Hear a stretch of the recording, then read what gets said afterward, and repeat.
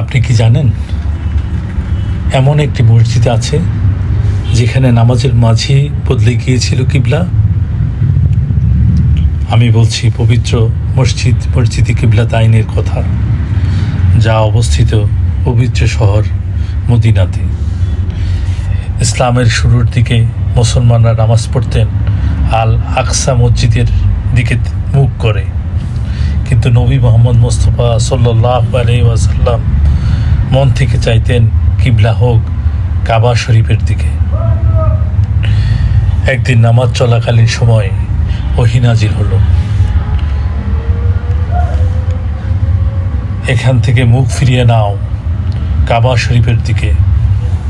সাহাবীরা নামাজের মধ্যেই ঘুরে দাঁড়ালেন, একই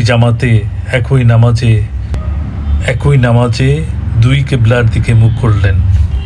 আর সেই ঐতিহাসিক স্থানটির নাম আজ মসজিদে কিবলাতাইন নামে পরিচিত।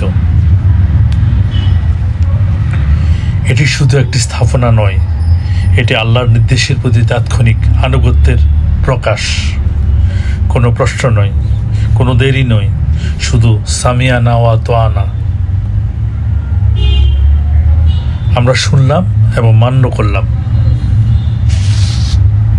ভাই, আমরা কি আল্লাহর নির্দেশ সেভাবে পালন করি? মসজিদে কিবলাতাইন আমাদেরকে শিখায় সত্যিকারে ঈমান মানে পূর্ণ আনুগত্য। আল্লাহ আমাদেরকে সেই সাহাবীদের মতো আনুগত্যশীল বানান। আমিন।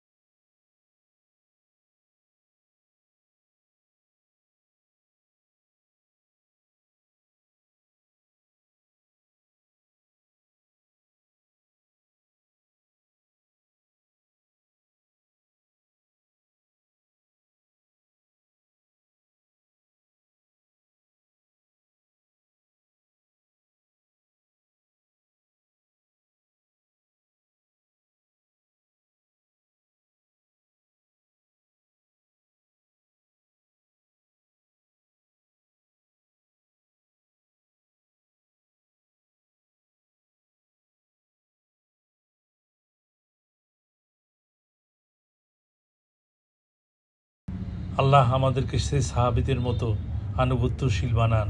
আমিন।